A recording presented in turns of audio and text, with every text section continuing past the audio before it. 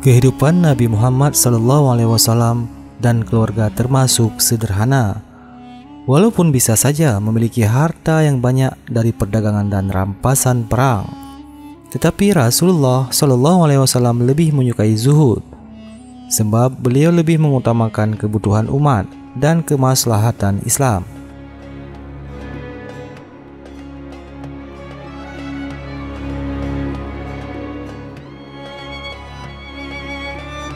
Sampailah suatu kali Rasulullah SAW terpaksa berutang untuk memenuhi beberapa keperluannya. Beliau berutang kepada seorang Yahudi di Madinah, namanya Zaid bin San'ah. Sebagian masyarakat mengenal Zaid tidak hanya sebagai pedagang, tetapi juga ahli kitab.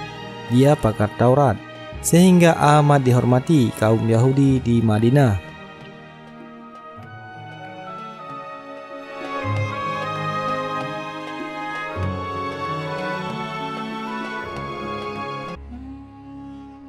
Walaupun mengetahui kabar kenabian Rasulullah SAW sebagaimana dinubuatkan Taurat dan Injil, Zaid enggan menyatakan Islam. Maka beliau Rasulullah SAW berutang kepadanya. Zaid melayaninya sebagai orang biasa. Keduanya lantas menyepakati tanggal waktu pembayaran. Hari demi hari berlalu. Nabi SAW sudah waktu memimpin majelis ilmu di Masjid Nabawi. Rumah ibadah ini penuh sesak oleh para sahabat yang dengan penuh perhatian menyimak ceramah Rasulullah SAW.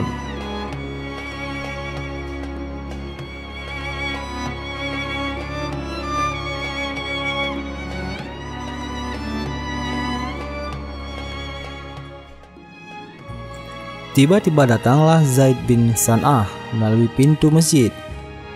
Dia lantas meminta celah agar bisa sampai ke saf terdepan. Banyak kaum muslimin di sana belum mengetahui siapa pria yang tampaknya sedang terburu-buru itu. Bukannya langsung duduk, Zaid yang kini sudah di saf terdepan justru berdiri tepat di belakang Rasulullah SAW. Dia lalu menarik kain serban Nabi SAW yang melingkari di lehernya, sehingga beliau seketika tercekik. Seluruh sahabat otomatis berdiri seperti hendak menyerang pria asing ini.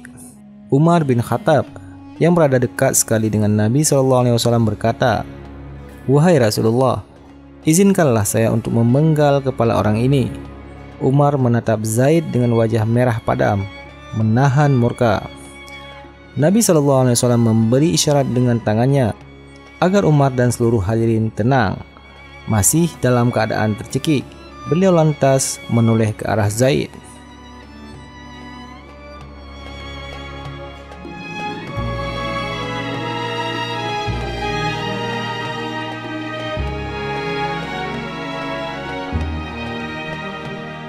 "Wahai Yahudi, ada apa?" kata beliau tanpa mengungkapkan nama Zaid bin San'ah.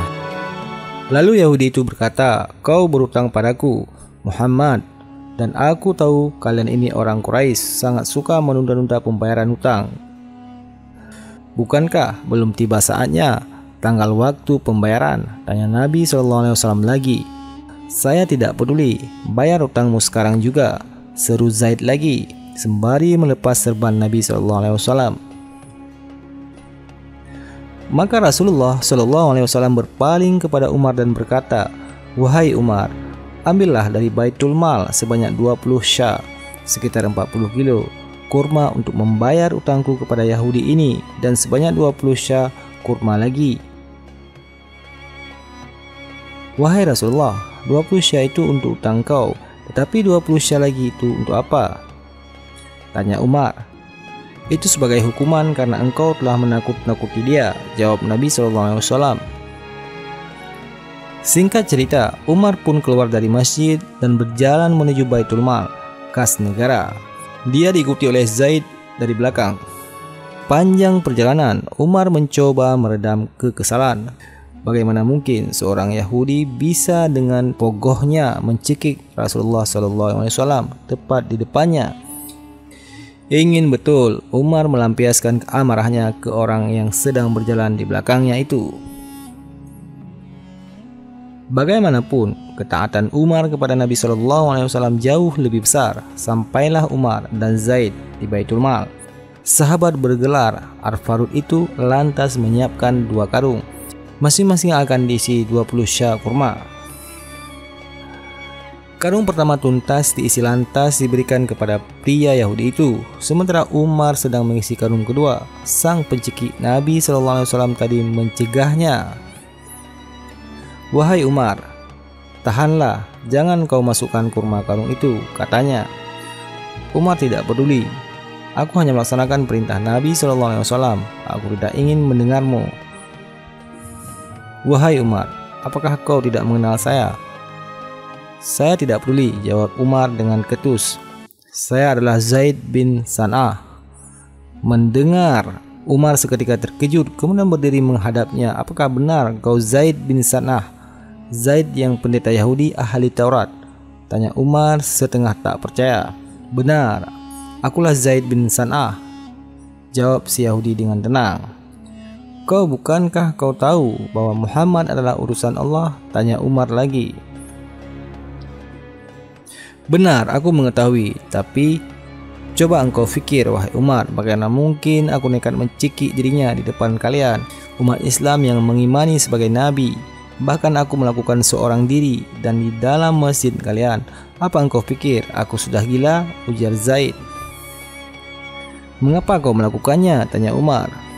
"Sebelum tadi aku datang ke masjid kalian, aku telah mendapati tanda-tanda kenabian pada diri Muhammad. Hampir seluruh tanda-tanda itu ada padanya. Hanya masih ada satu tanda yang belum tampak jelas bagiku, yakni bahwa kasih sayangnya mengalahkan rasa amarahnya," jelas Zaid. "Maka dari itu aku nekat melakukan hal tadi.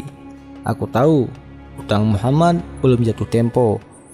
Aku sengaja memancing emosi Muhammad dan kalian, para sahabatnya.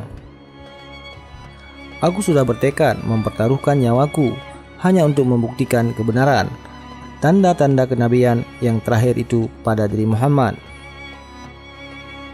Dan kini aku percaya ternyata benar kasih sayang beliau mengalahkan marahnya. Maka saksikanlah wahai Umar, asyhadu an la ilaha illallah wa asyhadu anna Muhammadur Rasulullah," tegas Zaid bin San'ah. Demikian pendeta Yahudi itu akhirnya masuk Islam.